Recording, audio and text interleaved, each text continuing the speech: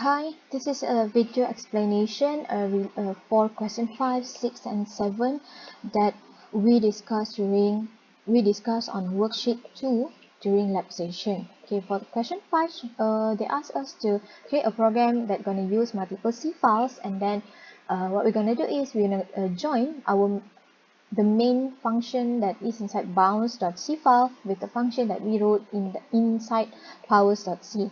So we're going to go through and see look at our program code, which is first one is powers.c, where we calculate the power of 2, and then for bound.c, where we're going to check the number whether it is inside a boundary or not, inside the boundary that we create or not.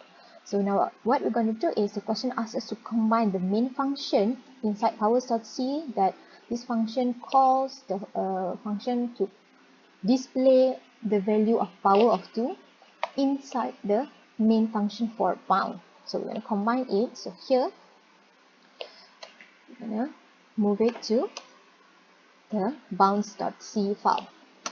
Okay, and then inside a question they ask us, you need to ask the user for an input in order to proceed to run the power function that many times. So that means we're going to ask user for input, so user going to input put the value. Let's say user input 5, so what we're going to do is we're going to run the function 5 times based on the number or the value that user input.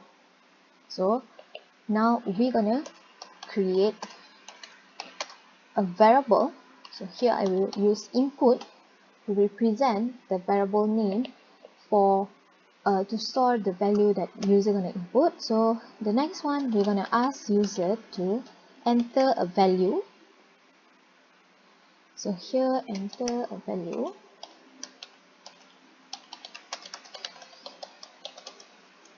And close it, and we're gonna accept a value from the user by using the function scanf.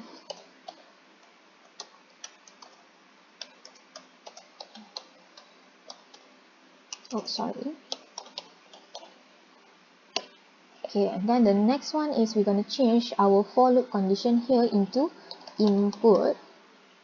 And then since we want to use the power of 2 function that is coming from powers.c, so we're going to need a function declaration.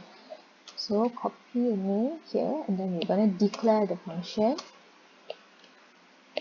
Just like this, just put semicolon. And then we're going to remove the main function that is inside powers.c.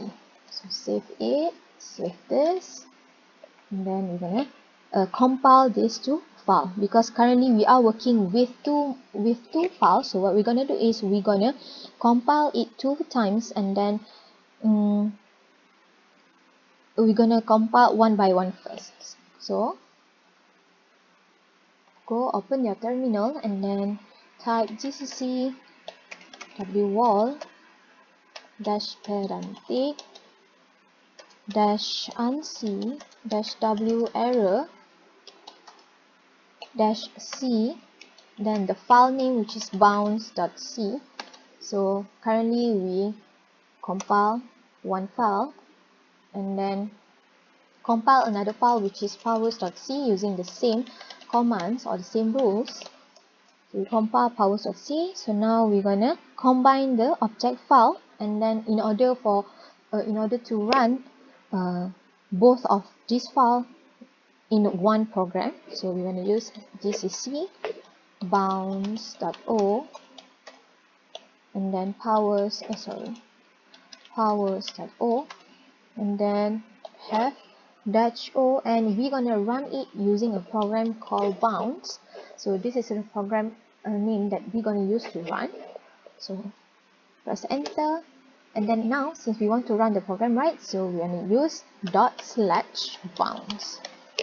So that, press enter, then we're going to enter a value, which is you're going to press 5. Here it's up to you whether you want to press any input, so I'm going to input 5.